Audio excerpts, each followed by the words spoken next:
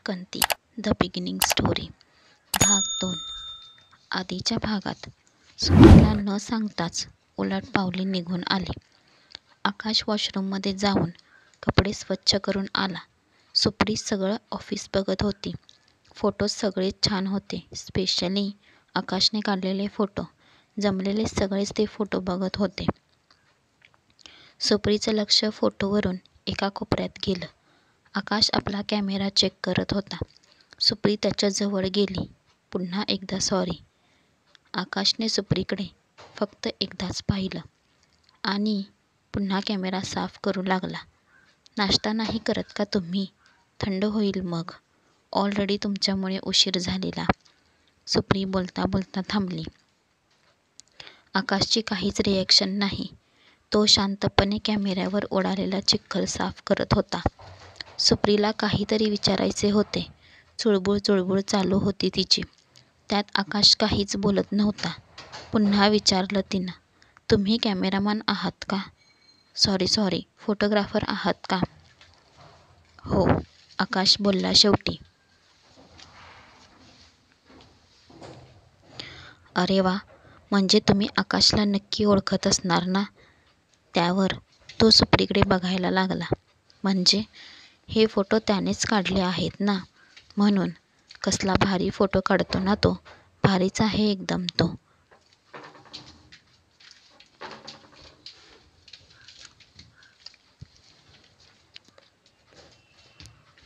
आकाशला जरा गंमत वाटली. त्याने चेहऱ्यावर तसं दाखवलं नाही. तुम्ही पाहिलं आहे का त्याला? आकाशचा पहिला प्रश्न. तसं पाहिलं नाही कधी, पण एवढे छान फोटो काढणारा पण छानच असेल ना, म्हणून विचारलं. तुम्हाला की कधी पाहिलं आहेत का त्याला? आय मीन रोजच भेटत असेल ना तुम्हाला? आकाशने नकारार्थी मान हलवली आणि कॅमेऱ्याकडे लक्ष दिलं. सुप्रीचा नाश्ता संपला होता. तिच्या ऑफिसमधले कर्मचारी आता माघारी त्यांच्या ऑफिसमध्ये गेले सुद्धा. तशी सुप्री निघाली. परत थांबली. एक्सक्यूज मी, तुमचे नाव नाही सांगितले तुम्ही. एवढा वेळ बोलत होतो आपण. नाव राहिलं की राव. माझं नाव सुप्रिया, पण सगळे सुप्रीच बोलतात. तुमचं नाव काय? सुप्रीने हात पुढं केला. अंकल. आकाशने डोकं वर न करताच उत्तर दिलं. पुढे केलेला हात सुप्रीने तिच्याच डोक्यावरून फिरवला. आकाशकडे जीभ बाहेर काढून दाखवली आणि निघून गेली. आकाशचे सर आता त्याच्याजवळ आले. काय मग, कसं वाटलं नवीन ऑफिस आकाश? ठीक आहे. तसं पण मला कुठे आवडते शहरात, त्यामुळे आहे ते चांगलंच असणार ना माझ्यासाठी. बरं, काही फोटोज आणले आहेत, ते पाठवून देतो. चालेल? आणि किती दिवस आहेस आता इकडे? बहुतेक हा आठवडा आहे मी. काल घरी जाऊन आलो, तर आईची तब्येत ठीक नाही, त्यासाठी थांबतो आहे. या ऑफिसमध्ये आलं तर चालेल ना आठवडाभर? तू कुठेही काम करत बस. दोन्ही ऑफिसात मध्ये तुझं स्वागत असेल. फक्त शहरात राहत जा रे. काय असते तिथे रानावनात? त्यावर आकाश हसला फक्त. तिथे खूप काही असते म्हणून तर तिथे जाऊन राहतो मी. त्याचे सर काय समजायचे ते समजले. सुप्री आली जागेवर. संजनाने कधीच काम सुरू केलेलं. काय ग पोरी, काय मस्त नाश्ता होता. माहीत आहे का तुला, सॉलिड एकदम. सुप्री खुर्चीवर बसत बसत बोलली. बोलला का तो काही? गप ग. आणि तुला त्यांनी ओळखलं असेल ना, तो अंकल. म्हणून आली नाहीस ना? त्याला काय घाबरायचे? पागल, त्याच्या अंगावर चिखल उडवला ना, आणि काय घाबरायचे बोलतेस? ओरडला असता तर? तो काय ओरडेल मला? आईलाच नाव सांगेन त्याचं.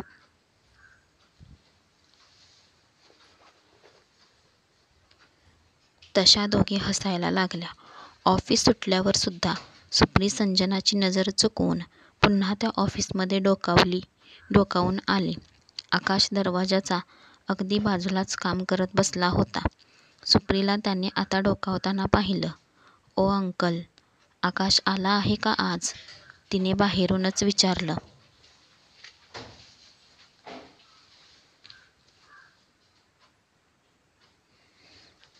आकाशने पाहिलं तिच्याकडे आणि कामाला लागला.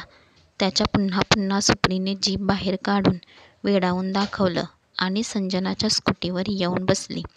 दुसऱ्या दिवशीसुद्धा जशा दोघी ऑफिसला आल्या तशी सुप्री पटकन जाऊन बघून आली. लपूनच बघत होती ती.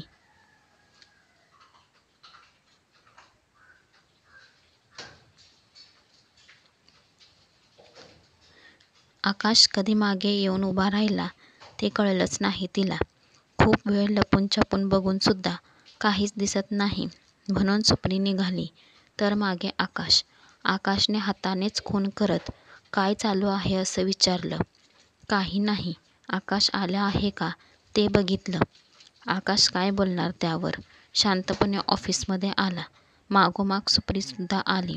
आकाशने त्याची सॅक ठेवली आणि खुर्चीवर बसणार तर मागे सुप्री. आकाश कधी येणार आहे? आता मात्र आकाशला बोलावंच लागलं. "जर तुम्ही त्याला पाहिलंच नाही कधी, मग इथे कालपासून कशाला डोकावून बघत आहात?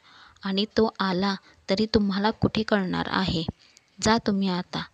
"एकदा भेटले असते तर काय बिघडलं असतं? त्याची खूप मोठी फॅन आहे मी आणि माझी मैत्रीण संजना. एकदाच बघायचं होतं ना त्याला, एकदाच फक्त." "गणू शपथ, काय हो तुम्ही?" "गणू कोण आता?" "अहो गणू म्हणजे गणपती बाप्पा.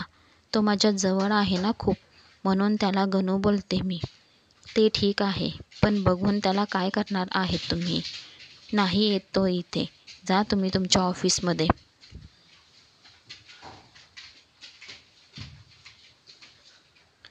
"नाहीतर तुमची तक्रार करावी लागेल मला." तशी सुप्री पटकन बोलली. "नको नको, तक्रार नको. जाते मी. मी काय गरीब आहे ना, म्हणून मला सगळे ओरडत असतात." सुप्री निघून गेली ऑफिसमधून. पण तिच्या बोलायच्या पद्धतीची आकाशला गंमत वाटली. संध्याकाळी पुन्हा तेच.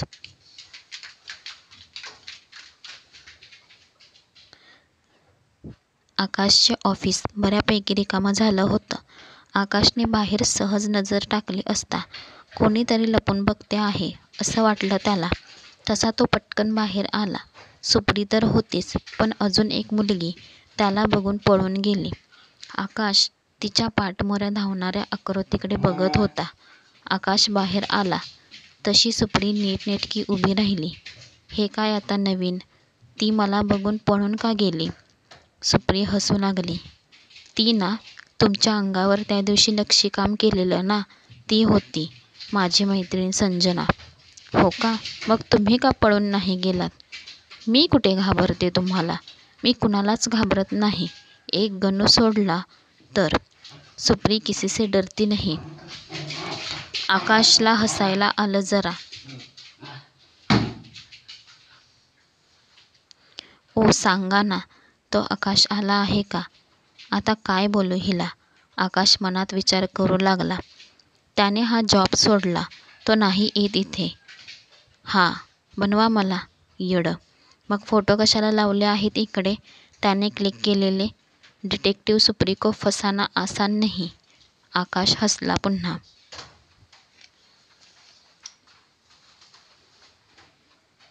शिवाय पहिल्यांदा कोणाशी तो एवढा वेळ बोलत होता. "तुम्ही अशाच आहेत का लहानपणापासून, की आज काही स्पेशल आहे? आणि इकडे सगळं बरोबर आहे ना तुमचं?" आकाश डोक्याला बोट लावून म्हणाला. "ॲक्च्युली मी ना खूप वेळा डोक्यावर पडली आहे. तशी संजना पण पडत असते, पण ती तोंडावर पडली होती." "छान. चला बाय, मला काम आहे. जा तुम्ही." म्हणत आकाश आता ऑफिसमध्ये आला. "पण उद्या परत येणार मी सकाळी." आकाश आला की त्याला थांबवून ठेवा. "चलो बाय." सुप्री गेली आणि पुन्हा आली. "तुमचं नाव तर सांगा." "माझं नाव ए." "हे कसलं नाव?" "ABCD मधलं पहिलं अक्षर ए." "बाय आता, काम करू दे."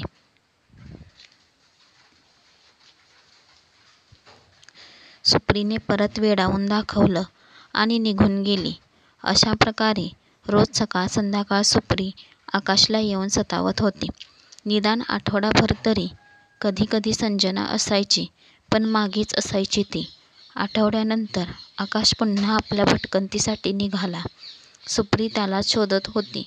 2 दिवस तो दिसला नाही म्हणून त्या ऑफिसमध्ये विचारायला गेली. ते सर ना, ते गेले कधीच. 2 दिवस झाले, एकाने सांगितलं.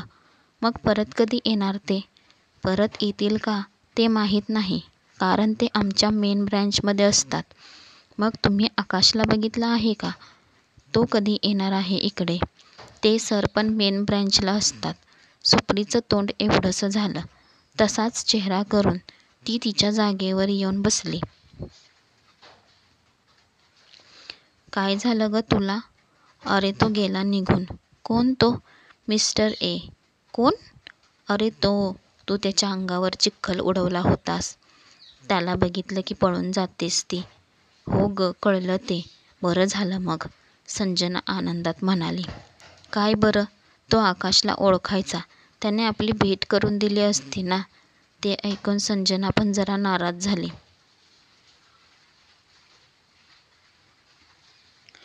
ते जाऊ दे आता. आपली ऑफिसची पिकनिक जाते आहे 4 दिवस. मस्त ना? वाव.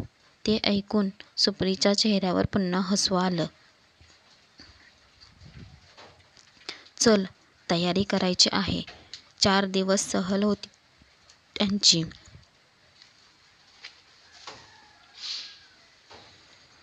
तशी दरवर्षी पावसात सहल जायची त्यांची. प्रत्येक वेळेस 1-1 दिवस जायची. या वेळेस मात्र जरा जास्त दिवसांची ठरवली होती. एका अनोळखी ठिकाणी जायचे हे ठरले होते. एकूण 20 लोक तयार झाले. त्यात मुलींची संख्या होती बऱ्यापैकी. राहायचे होते म्हणून प्रत्येकी 2 माणसांमागे 1 असे तंबूसुद्धा घेतले होते. प्रत्येकाकडे त्या भागाचा मॅप बनवून दिला होता, त्यातल्या त्यात कोणी हरवू नये म्हणून. सर्व तयारी झाली आणि सगळे निघाले. प्रथम गाडीने प्रवास करून ते ठरलेल्या जागी पोहोचले. प्रवास सुरू झाला. 20 जणांमध्ये संजना सुप्रीसुद्धा होत्या. त्यात ज्यांना ट्रेकिंगचा अनुभव होता ते पुढे होते. सगळ्यांकडे त्या भागाचा मॅप असला तरी नकाशात प्रत्येक गोष्टी दिसत नाहीत ना, तरीही ते चालत होते. अंदाज लावत लावत सुमारे 2.5 तास ते चालतच होते.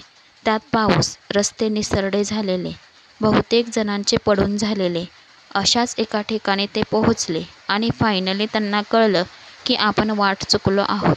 तसे ते सगळेच एकत्र होते, पण एका चुकीच्या निर्णयामुळे सगळेच हरवलेले होते. त्यात भरीस भर म्हणून तो 20 जणांचा ग्रुप आता एका जंगलात उभा होता. अनोळखी ठिकाणी जाण्याचे धाडस आता त्यांच्या अंगाशी येणार होते बहुतेक. काय करावे सुचेना. दुपार झालेली. पोटात कावळे ओरडत होते. पावसाने अजूनच काळोख केलेला. त्यात जंगलात म्हणे रात्र लवकर होते असं कोणीतरी माहिती पुरवली. म्हणजे लवकरात लवकर एका सुरक्षित ठिकाणी जावेच लागणार. 4-5 जण पुढे गेले. एक माळरान शोधून आले. 10 मिनिटात पोचले तिथे. तिथेच एका लहान डोंगराच्या आडोशाला तंबू लावायचे ठरले. लगेच दुसरा प्रश्न पुढे. तंबू तर घेतले होते मोठ्या हौसेने, ते बांधता कोणाला येतात? पण करणार काय? पुस्तकात दिसेल तसं कसे तरी उभे केले तंबू. कोणी कल्पना तरी केली होती का त्यात राहायची? रात्र अनुमान केल्याप्रमाणे लवकर झाली. भूक तर लागली होती. प्रत्येकाने प्रवासात खाण्यासाठी बिस्किट्स घेतली होती म्हणून बरी, नाहीतर उपाशीच झोपावं लागलं असतं. कशीबशी रात्र काढू, सकाळी पुन्हा प्रवासाला निघू असं ठरवून सगळेच दमलेले झोपी गेले. सकाळ उजाडली. तीच विजेच्या गडगडाटात सुप्रीला जाग आली तशी तिने घड्याळात पाहिलं. सकाळचे 7 वाजले होते. संजनाला सुद्धा जाग आली. सगळेच आपापल्या तंबूमधून बाहेर आले. वर आकाशात कसले भयानक आवाज येत होते. बेभान वारा वाहत होता. पाऊस नसला तरी हवेत कमालीचा गारवा होता. विजा जणू काही एकमेकींवर आदळत होत्या. सगळेच घाबरलेले. परस्पर सगळ्यांनी आपलं सामान बांधायला सुरुवात केली. 10 मिनिटात सगळे तयार झाले. पण जायचे कुठे आता? मागे तर जंगल आणि पुढच्या वाटेचा पत्ता नाही.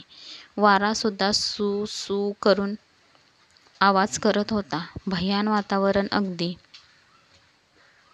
ग्रुपमधल्या 2 मुली रडू लागल्या. कोणालाच पुढे काय करावं ते कळत नव्हतं. तेव्हाच त्यातल्या एकाला दूर कोणीतरी एक मानवसदृश आकृती दिसली. तो तिकडे आहे कोणीतरी.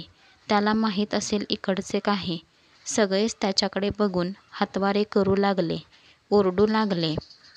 त्या सुसाट वाऱ्यात आणि विजांच्या कडकडाटात कुठे जाणार आवाज त्याला? तरी देखील तो गोंगाट ऐकून तो जाणारा माणूस क्षणभर थांबला.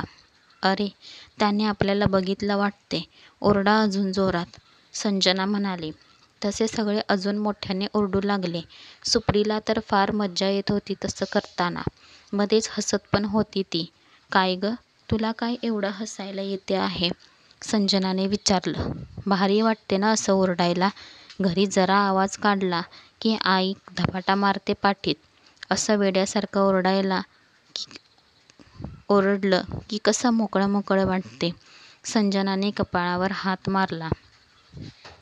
ती व्यक्ती आता स्पष्ट दिसू लागली होती. सगळेच पुढे गेले त्याला भेटायला. सुप्री सर्वात पुढे. अरेच्चा, याला तर ओळखते मी, सुप्री म्हणाली. संजनाने निरखून बघितलं. तसं ओरडणं बंद करून मागेच राहिली. तू ओळखतेस त्याला?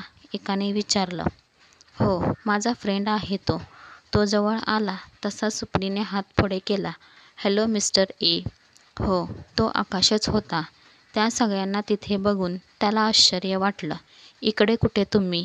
आणि या सर्वांना कशाला आणलंत इथे? आकाशने सुप्रीकडे बघत विचारलं.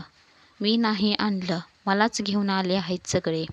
आकाशच्या चेहऱ्यावर मोठं प्रश्नचिन्ह. काय ही? इकडे प्रसंग काय आणि हिला मस्करी सुचते आहे, संजना मनात म्हणाली. तिलाच पुढे यावं लागलं आता. 1 मिनिट, मी सांगते. आम्ही इकडे पिकनिकला आलो होतो आणि आम्ही हरवलो आहोत. तुम्हाला इकडचं माहीत आहे का, रस्ते वगैरे? संजनाने काकुळतीने विचारलं. ओ मिस्टर ए, हीच ती तुमच्या अंगावर चिखल उडवणारी पोरगी, सुप्रीने मोठ्याने सांगितले. तसं संजनाने हाताने तिचं तोंडच बंद केलं. आकाशने एकदा पाहिलं संजनाकडे, नंतर बोलला. रस्ता सांगेन मी, पण आता इथे थांबू नका. धोका आहे इथे. चला पटकन माझ्याबरोबर. सगळेच सामान उचलून त्याच्या मागोमाग गेले. तोपर्यंत आकाशात ढगांची गर्दी झालेली. वारा नुसता घोंघावत होता. पुढे एक लहानशी गुहा होती. आकाशने सगळ्यांना आत जाण्यास सांगितलं. गुहा लहान असली तरी 20 जणांसाठी खूप होती ती. सगळे आत आलेले पाहून आकाशसुद्धा आत आला. सगळ्यांनी रिलॅक्स व्हा. पाऊस थांबला की पुढचा प्रवास करा, आकाश त्याच्या पाठीवरची सॅक खाली ठेवत म्हणाला. पण पाऊस कुठे आहे आता? वाराच तर आहे ना, संजना हळू आवाजात म्हणाली. आकाश गुहेच्या तोंडाजवळ उभा होता. त्याने हाताने खून करून सगळ्यांना बाहेर बोलावलं. सगळेच सामान ठेवून त्याच्या मागे येऊन उभे राहिले. ते बघा, आकाशने बोट वर करून सांगितलं. ढगांची रचना सांगते आहे की वादळ येणार आहे जोराचे. सोबतीला पाऊस सुद्धा असतो. सगळ्यांचे डोळे वर आभाळाकडे लागले. ढगांची गोलाकार संरचना होत होती. 5 मिनिटातच पावसाने मुसळधार सुरुवात केली. तुफान वारा, सोबतीला विजांचा आवाज.